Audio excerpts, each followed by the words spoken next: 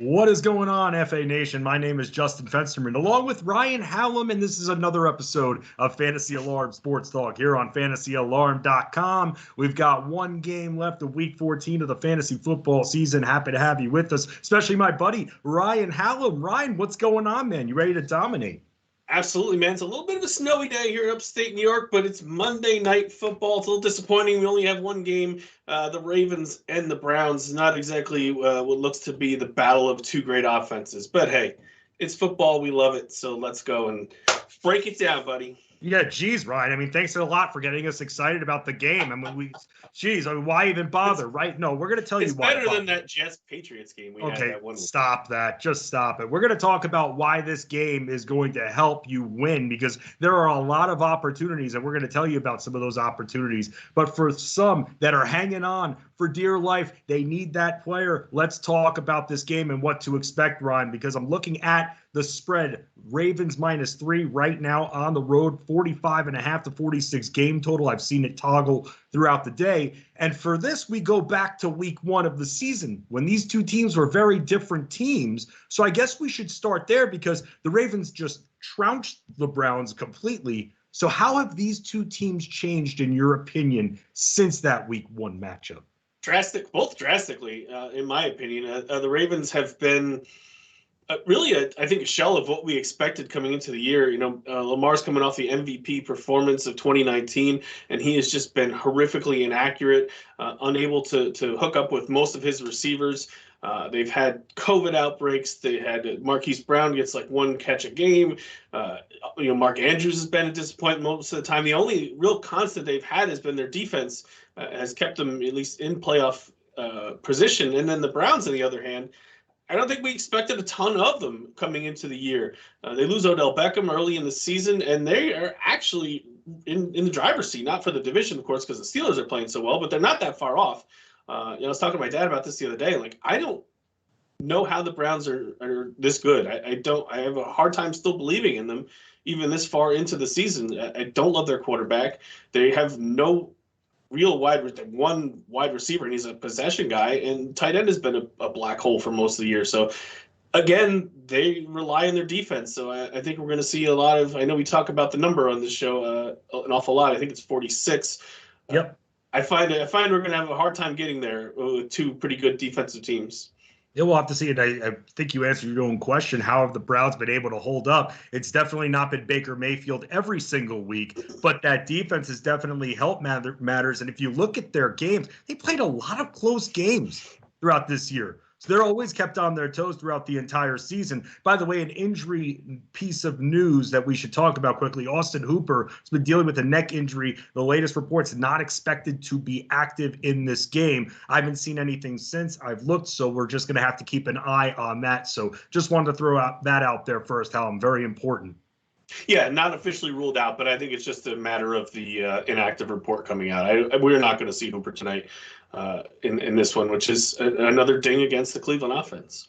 So what do you expect from someone like Nick Chubb in this offense? I mean, again, we look back to week 1. I mean, they were able to run a bit on them, but at the same time, that the run is coming. You know that they're going to try to establish it early. Do you think Nick Chubb will be able to eclipse that 100-yard mark? I think he's going to have a real good shot. Yeah, I mean, I think he is going to be the offense tonight. I think we're going to see both teams, focus on the ground game. I think, with the Ravens and the Browns, it's definitely Cleveland's specialty. I know, Mayfield's had a few big games this year, but like you said, he hasn't been great. It's been Nick Chubb while he's been healthy, and he's been dynamic since he came back from injury. Kareem Hunt really hasn't been getting it done. So Chubb is the guy that I'm most excited about tonight. Hey, pun intended. That's actually good, Ryan. Dang. I just kind of walked into that one. Dude, that's how it is, man. That's how it is. That's how the best jokes are, when you don't force them. So when it comes to the rest of this offense, I mean, again, going back to week 1, you saw Odell Beckham Jr. targeted 10 times in that game. You saw Jarvis Landry still put up a decent game. Now we've seen Jarvis Landry put up some big games as of late here. So do you expect the Ravens to just be all over him, or do you expect him to succeed? Because it seems like every time I think an opposing defense is going to be on him, he thrives and succeeds and gets peppered with targets. So I feel like I can't really go with that until I see him fail. What are your thoughts? I think he's on volume alone. I think he'll be at least mildly successful. I'm not looking for a 9-catch, 110-yard game out of him, but 12, 13 fantasy points in PPR leagues, I think is well within his range, with the chance for more. I don't see Baltimore shutting him down. Although the fact that they really don't have that much else to throw to. I mean, Rashard Higgins bounces up every once in a while and has a big game, but then everybody chases his points and he does nothing. With Hooper out, we're looking at Harrison Bryant, who's had a couple of nice games in Hooper's absence. Wait a minute, whoa. I have to stop you right there. Go for it. I think that there are people actually starting Higgins tonight. Well, I'm just getting not in season-long leagues. No, I guess it's more of a DFS consideration than a season. If you're starting Rashard Higgins, that's a problem right there. You're not in the playoffs. Let's be honest. That's more of a DFS. You need to be in our fantasy alarm chats immediately. Immediately. There has to be somebody else out there, including, I get it that there are 16-team leagues out there. I've been in an 18-team league. I guess I get how thin it gets there, but still, Higgins, man, not who you want to be started in your playoff matchup or in your final week of the regular season. No, you're probably done already if you had started Rashard Higgins. But I was laying out different options and how poor that they are, and that's why you have to figure Landry's going to probably see 10 to 12 targets tonight. There's just so few ways to spread the ball around on this offense right now. What about Mr. Kareem Hunt? What are your expectations for him? How is he going to kind of splice himself in? Because it's so funny. And I think back to a prop I saw a few weeks ago with Kareem Hunt. And I saw that the over-under on his catches, his receptions, was about 1.5. You look at that, you're like, 1.5. No problem. I forgot who he was facing. But it was a pretty easy matchup, too. This was a few weeks ago. But then I saw the odds on it. The odds kind of kept me off it because I believe it was just the odds were just not in my favor. And so with that, I just saw it and I said, why does this seem too easy? And then thank God I didn't bet that prop. I would have lost. He went under. I don't think he had a single catch. So with that, I mean, normally you would think you'd be able to rely on him. We haven't been able to. So how does he fit into this offense? You've got people, Hallam, that are hanging on, about to hear your answer to this question that could break their hearts here. They need maybe 10 points and a half-point PPR from this guy. Are they getting it tonight? I don't think so. Unless he finds his way into the end zone somehow, I don't see it happening. He was very disappointing when Chubb went out, when we thought, he's going to jump up and be the guy. And, the outside of that, the Ernest Johnson nonsense we talked about for a couple of weeks, it was going to be all about Kareem Hunt. And you know what? He fell short week after week after week. And then since Chubb's come back, I don't want to call him a non-factor, but he's not much of a factor. So unless he happens to find him, like if Chubb breaks a 70-yard run, gets tackled at the 2 and needs a breather, and Hunt punches it in, or he maybe catches a swing pass that he takes, 50 yards for a touchdown, I don't know that I see 10 points coming his way in a half-point PPR. It's been a surprise this year of how poor he's been, but against a really tough Baltimore defense, 10 points might be too much to ask for. Ooh, not what people want to hear, but we're not trying to just make you feel good. We're trying to be honest. That's why we exist. That's why we're here on Fantasy Alarm Sports Talk. Let's talk about the other side of it. J.K. Dobbins. Is the Dobbins loose? Is it to the point where they're not going to pull any kind of shenanigans and all of a sudden they're going to slice up the carries in eighths, Ryan Hallam? Because I can't trust anyone, I feel like, this year. However, Dobbins has proven himself. Definitely. He is going to be my 2 thumbs up play this week. Although I gave you Metcalf last week, and that didn't work out so hot. But anyway, Gus Edwards was close to him last week, but he broke, a couple big runs. Dobbins had the most touches. Mark Ingram is basically just, running backs don't hold clipboards, but if they did, Mark Ingram would be holding the clipboard at this point. I think he is basically pretty much phased out of the offense. It's Dobbins, it's Gus Edwards, and I think you're going to see Dobbins get the vast majority of the work tonight. He's going to get more of the pass catching out of the backfield, and I think while it might not be the Cam Akers explosion that he had, I definitely see Dobbins separating himself from the other two guys tonight. Yeah, I mean, he's deserved it. He has earned it. So what's probably going to happen? It's going to be something like Gus the Bus Edwards or something like that. And then we're all going to be sitting there. We're all just, hey, you need 10 points. That's going to be a challenge. I don't think it's going to be. I think he's established himself enough where I think that owners are going to be very, very happy with what they get. So that brings me to this question here. I mean, when you've got other guys like Marquise Brown, who actually, remember, had a very good game last time out, over 100 yards receiving, are you expecting that more tonight from him, or do you still worry about him? I definitely still worry about him. I mean, we've got Willie Snead coming back. We have Mark Andrews back in the fold. So there are more options for Lamar Jackson to throw to. And as I stated earlier, they've just not been on the same page all season long. When Jackson hits Brown, he drops it. When Brown is open, Lamar overthrows him or underthrows him. So they just haven't been on the same page all year. It's improved a little bit the last couple of weeks with the COVID outbreak, and he's had very few other options to throw to. Des Bryant getting thrown, taken off the field 5 minutes before the game started. I think he'll have some success. I'm not looking for a big game. The Browns are going to be without Denzel Ward again, which is a big help. Terrence Mitchell's their second corner. He's not that great.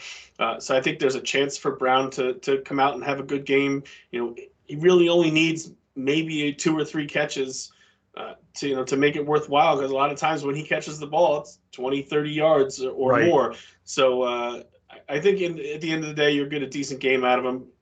Outside chance at one of those games we've been waiting for all season long, but I feel fairly confident you at least won't get a dud out of him tonight. Yeah, we hope so. We've received a lot of duds from Marquise Brown. I'm not calling him Hollywood. I kind of just did. Let's talk about the game as a whole, though, because like I said, I mean, we had Baltimore -3. You didn't like the total there for the over, so your lean is more towards the under. So when it comes to the spread itself, do you have a lean, or are you staying away from wagering on it? I don't feel great about it because, like I said, I feel like I've been picking against the Browns all year long, and I keep coming up wrong. This is a divisional game. That's which always close. Why I'm not betting the spread on this game. It's a divisional game, and it's an underdog at home. I learned a few things growing up from my dad betting football games, and that was one of them. Interdivisional dog at home is never a good bet. So based on that teaching, I guess I got to go Cleveland and take the 3 points at home. But a little bit on the under, though. That's the one thing that, that you're in on rather than the spread. So let's talk about props, and let's talk about Thrive Fantasy, Ryan, because you're constantly playing on Thrive Fantasy. So let's talk about what the opportunities that you could still win on, because the season is only over when it's over. Absolutely. You get 20 props per contest. You have to pick 10 of them, and they give you points based on each one. So over under, I know we have J.K. Dobbins, 58.5 rushing yards. This is one where it's even. You get 100 points if you guess the over, 100 points if you guess the under. Some of them, they weight a little bit more, the over and the under, based on how easy or hard they may be. You pick 10, you get points for each one. And then whoever, the standings come out at the end is the winner. Been doing fairly well in there. I got off to a cold start, Fensty, but I'm starting to come into my own on Thrive Fantasy. So I'll be setting my picks after we're done here for tonight's game. Well, we've got about 20 props here. So let's start first with the Ravens props, because if there's one that stands out, because you don't have to pick them all. So, and there are point values here. One that stood out to me that I wanted to ask you about, Mark Andrews here. They want you to take that over, man, because you get 110 points if he scores a touchdown off a reception, that is. Wacky things go on in the NFL in 2020. Sure. So when it comes to that, does that stand out to you as an opportunity that we need to take advantage of? It is one of the ones that I had written down. Yeah, I think you're going to get a good game out of Andrews tonight. He hasn't played in a little while. The Browns are actually the 4th worst defense against the tight end, about 13 fantasy points a game to the position. And we know in history, when they've been healthy together, that Lamar Jackson has no more favored target around the end zone or guy he's thrown most touchdowns to than Mark Andrews. So I feel like he's in line for a pretty good game tonight, and I feel like the 110 points and the overs is a little bit of a gift. A little bit of a gift. Now, you mentioned Willie Snead at all. I mean, is that another prop? Because that's one that I don't really want to mess with too much. I mean, 37.5 receiving yards for him. I don't know, man. Even though with the under you get 105 points here, I think I'm staying away from this particular prop. Yeah, that one's a tough one. It was not one that I had featured either. He's probably the most reliable receiver they have over Brown, just because he's a slot guy. He's got better hands. He's not going 30 yards down the field, so it's a little bit easier for Jackson to hit him. But he's really inconsistent. It's 7 catches 1 week and then 1 for 3 straight weeks. So it's so hard to trust anyone in this passing game. Outside of Andrews, who, like I said earlier, has been bad. If I'm going to pick that one, I'm probably going to take the under. They want you so badly to take the under on Marquise Brown. 3.5 receptions. Now, you know me, Hallam. I'm on a bit of a streak when it comes to props as well with my reception. And clearly, Maddie, my dog, agrees with me because she's benefited by getting more treats. But this one, 3.5 receptions. 115 if the under hits. And with that, with the under hits, do you think that you would still bet the over just to get the prop right, or do you not trust 3.5 receptions? This one's tough. Like I said, it doesn't take him that many receptions to make his day, and the offense. I really think we're going to see a lot of things on the ground tonight. I really don't think we're going to see either guy throw it more than 25 times. That being said, I still think 3.5 is a little low. It's close enough that if he wanted to chase points and go under for that 115, I could see that. There's been games this season he doesn't have 4 receptions. That one's pretty close. I'd probably take the over, take the safe points. But for those of you who like to roll them dice, that's a nice one to pick up because for 115, that was pretty doable for that point total. Usually, if it's that much skewed in one way or the other, it's almost a no-brainer. This one is at least a definite possibility. Any other ones from the Ravens side before we transition to the Browns side that you like when it comes to these props? Just the Dobbins, the one I said, 58.5 rushing yards. That's even 100 points, over 100 points under. I think that's going to be an easy one for him tonight. I would definitely take the over on J.K. Dobbins with 58.5 rushing yards. And again, we're talking about props that you can play on Thrive Fantasy, our partner at fantasyalarm.com. Let's move on to the Cleveland Browns here. And let's start with, we've been talking about Nick Chubb. So the first one that stands out to me, it's not the yardage. The yardage we'll have to see because there's a prop for 97.5 yards on the ground, plus receiving yards as well. Can you rely on the receiving yards at all? Does that entice you? It doesn't really entice me too much. I mean, he doesn't get a ton. If he gets 15 to 20, then you're looking at 75, 80 rushing yards, which to me seems pretty doable. The over's 105. I like that one. I think Chubb is, like I said, I think he's going to be the focal point of the offense tonight. I think he'll get over 100 total yards. Now, what about this other one here on the touchdown prop? Over, essentially, if you get one, either rushing or receiving, on the over, you get the 95 points. I suppose the under, you get 105.5 is the line. You like that at all? Yeah, I think we're going to find Chubb in the end zone tonight as well. I think I'm going all over on him. I really do think that, like you said, he's not really that involved in the passing game, but I think he's going to touch the ball at least 25 times tonight. All right, now what about Jarvis Landry? When we talked about Jarvis Landry, I mean, he was able to still have a decent game even with Odell Beckham Jr. on the field back in week 1. So here, 5.5 receptions here. On the over, Thrive is giving you 110 on the under 90. I mean, do you think that he can hit 6 receptions again, peppered with targets, or is 5.5 too much and you'd rather see it 4.5? I would love to see it 4.5, and this one is definitely close. The Ravens have a pretty stout secondary, and Landry has been dealing with nagging injuries all season long. We haven't heard about him in a few weeks, so I'm assuming that maybe he's improving from week to week.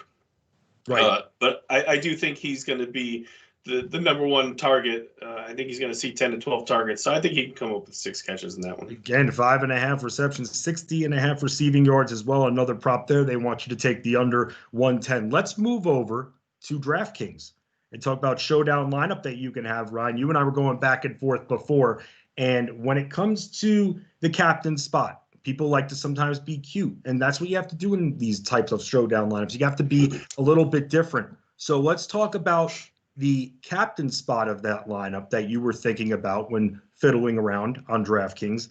And then let's talk about the play that's going to make your lineup different from the others, that's going to win you all that quiche tonight. I have Nick Chubb in my captain at the moment, which should be no surprise how much I've been talking him up since we started. If I wanted to be a little different, I honestly might go Mark Andrews. When he hits big. He can have 6 or 7 catches, 90, 95 yards, and he has multiple touchdowns often in his career. And he hasn't played in a little bit, which obviously that might hurt the timing with him and Lamar Jackson. But again, the Browns are a bad fantasy defense against the tight end. So if I was to go a little cuter, that might be the way I go with Andrews. But I've been talking up Nick Chubb all stream long, so I'm going to continue with him as my number 1 pick. So let me ask you this then, because one of the picks when we were going back and forth, you said you had Bryant in a lineup that you were thinking about here. So with Austin Hooper hurt, I mean, what are you thinking about with Bryant? You think he has a shot at a few receptions? He's gotten a couple of targets. You'd like to see a little bit more going into this game, but now the opportunity potentially presents itself. And as you've said a few times this stream, not a lot of options in Cleveland to throw to. That's it. And that's when he's succeeded in the past. This season when they've had some injury problems, Austin Hooper out, Odell Beckham out, Kadarius Hodges out. So we're looking at a skeleton crew for the Browns. You're looking at Landry, you're looking at Higgins, you're looking at Marvin Hall, who they just claimed off the waivers from the Lions a few weeks ago. And these kind of lineups with the showdown, you got to find at least a guy or two that's kind of far down the salary hierarchy to try to get some studs into your lineup. And Bryant, to me, is got a real shot to do something here. Ravens are a much better defense against the tight end. I think they go 10.6 points, if I remember correctly. But they're at least middle of the pack against the tight end. So it's not like they have an easy matchup. But, if Nick Chubb can move the ball, get them inside the 20, I think Mayfield can find Bryant here and there. He clearly has thrown to the tight end a decent amount this season. So, and he's had some success with Bryant before. I think he's 4,400 on DraftKings. So that's a nice low salary. You're not picking a kicker or one of the defenses, which the defenses could be good plays as well, but give me a guy who might, pop a touchdown and give me 40, 50 yards. Right. So that's what we're talking about when it comes to DraftKings showdown lineups here with Ryan looking more towards a Ravens build than a Cleveland Browns. But hey, there's a lot of ways to make your lineups, but that is where you have to strategize. Ryan not getting too cute with Nick Chubb, but also Mark Andrews being there as well entices him just a little bit. Let's talk about some of the other storylines around the NFL here, because all of a sudden, in someone that essentially sunk fantasy worlds because he could have been on benches, Miles Sanders Hallam. I didn't think it was going to happen. Neither did I think the rest of the industry when it came to Miles Sanders. I mean, the Saints. It's a bad matchup, bad vibe, bad situation the entire way. And yet with Miles Sanders, he somehow dominates this matchup, has over 100 yards, and I mean, he's able to score 2 touchdowns. Yes, and I got a lot of questions about Sanders in the chat room and in the Sunday live chat and Fantasy Alarm, and I got a lot of Miles Sanders or I can't even think bad running backs, DeAndre Washington for the Dolphins. And here's my rationale: if you went this whole season and you sat Miles Sanders in your fantasy playoffs and he went and had a game like he did, you were going to kick yourself in the ass the entire offseason. So my rationale was to go down with the ship. He's had a disappointing season, but he's clearly the most talented guy. But at the same time, 82 of his 115 yards or whatever he had came on one run. So let's not celebrate that he all of a sudden broke down some huge barrier. He had one big run and then kind of, petered through the rest. So while Hurts gave the offense some spark and ran the read option and left the Saints kind of holding the bag a little bit, it wasn't like Sanders completely dominated either. Right. What about with what you saw from Jalen Hurts, who's going to be starting in Week 15? I mean, he was able to take advantage on the ground as well. Definitely a breath of fresh air when it comes to the Eagles, who are in a very non-competitive division. Somebody's got to win it. I didn't watch the whole game. I watched a decent amount of it. It didn't ask him to do a whole lot. He wasn't throwing the ball 15 yards down the field. It was a lot of short stuff, a lot of him running, a lot of Miles Sanders, and still didn't really make any of the receivers any more fantasy relevant than they were the week before. No one, Dallas Goedert had an okay game, and his wasn't even all that great. So, he spread it around a lot. He did what he needed to do. The 106 rushing yards clearly was a great sign for anyone who had the guts to start him in fantasy. And, I'm sure he's going to try to do the same thing again this week. Now there's a little bit of tape out on him. Will he struggle to succeed as well as he did? Maybe, but Carson Wentz, the offense was a complete disaster. So at least it puts him, Miles Sanders, back on the fantasy radar. Now, what about Jonathan Taylor? I mean, for those that drafted him thinking, by week 10, he'll hit his stride. Well, that did come true. But here's the thing with Jonathan Taylor, because I've been getting tweeted a lot of, see, I told you. I didn't like Jonathan Taylor because of that. That's why I didn't draft him in the 3rd round, Ryan. That's why, because I didn't like the fact, didn't turn me on that it was said that, by week 10, he'll be okay. Marlon Mack was still there. So why spend a cornerstone pick, a 3rd round pick on that situation? Yeah, it took a long, strange trip to get here for Jonathan Taylor, but he certainly is going to be a league winner down the stretch. He is just absolutely crushing right now. The Colts don't have a real tough schedule to end the season. So I really feel like he's going to just dominate in week 15 and going forward. Nyheim Hines is still peppered in and, a little involved in the pass game, but this is Taylor's job. He's taking advantage of it. You pretty much count him in for a touchdown almost every week behind that offensive line. And the pass game coming back with Phillip Rivers is helping him also, because the defense can't just sit there and tee off on him. So it took a long time. It was weird. Nyheim Hines had some good games. Taylor was benched a couple times. But now here we are, week 15, and he's certainly going to cruise. Now let's talk about a couple of other running backs here. Running backs you might not be able to trust when you start putting together your fantasy lineups for week 15. Todd Gurley and Gio Bernard, man. We don't know if we'll see Joe Mixon again. That's one story. But these guys cannot be started. I know what we just experienced with Miles Sanders. I get that. But these guys are on a whole different level, I feel like. Miles Sanders is because of coaching. With these guys, I feel like it's because of lack of talent. And we've seen it week after week. Dude, Gurley is still hurt. Gurley's done. I mean, he shouldn't even be on. If he's even on your roster anymore, that's a mistake. He's not even getting the majority of the carries anymore. He's certainly hurt, but he was never really that great this season. He's got a bunch of touchdowns, but the Falcons kept getting inside the 5 and just handing the ball, and he could get in from there. I mean, I don't know if he ever made a tackle or miss once this season, and now they're just using other options. Brian Hill, Ito Smith. If you're desperate, I would think Ito Smith is probably the guy to have down the stretch. On the Cincinnati side, Gio Bernard was never, ever a bell cow back in his career. He was, and they always go away from him now. Yeah, oh yeah, he's shot as well. I think he had 3 carries this week. Travion Williams and Samaj P. Ryan are taking over. You can't even think about Bernard this week. I mean, they got the Steelers, which is also a tough matchup. So he's done. He's off your rosters. Pick up someone else. But yeah, Gurley and Bernard, their 2020 is over. Yeah. Now I know when we were talking before, you said you were worried about the Texans offense down the stretch. Please tell, because on my best team, I have Deshaun Watson at the helm. So freak me out a little bit. Well, I mean, let's look. I mean, Will Fuller got suspended. Brandon Cooks is banged up. They traded away. They released Kenny Stills. So we have Kiki Kuti and Chad Hansen, as his lead backs, as lead receivers. They might get Cooks back this week. Yeah, I mean, it's looking like we're not getting Randall Cobb back. So Randall Cobb, they said, is probably done for the season. Their offensive line isn't that great. Their running game is non-existent. I think they have the Colts this week, which is a really tough matchup. I didn't like them this week in Chicago in the cold as a dome team. And then when Cooks went out, that just totally torpedoed the offense. But I don't have real good feeling about them this week either. Watson has pulled some crazy things out in his career. And he should have had a bigger game, but stupid Akins with maybe the worst drop of the year. You can't even see a drop. It hit him right in the arm. You could have caught that, Hallam. Hey, it's just no weapons left. I mean, Chad Hansen, are we serious? Like, this is what we have to hope for?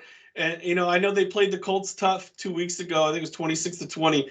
I think the Colts are going to roll them this week. Yeah, I mean, we will have to see. So that's something to think about. The Houston Texans offense. You can catch Ryan Hallam's previews for each week for the NFL at fantasyalarm.com. Follow him on Twitter at Fighting Chance. You can catch me on SiriusXM Fantasy Sports Radio at Fantasy Sports on Twitter, but hosting Alarm After Hours tonight, midnight to 2 a.m. Eastern. Little post-game action from the Monday night game that we just discussed, and your reactions as well. Alarm After Hours, midnight to 2 a.m. Eastern. For Ryan Hallam, I'm Justin Fensterman. We always dominate, no other option. We just win.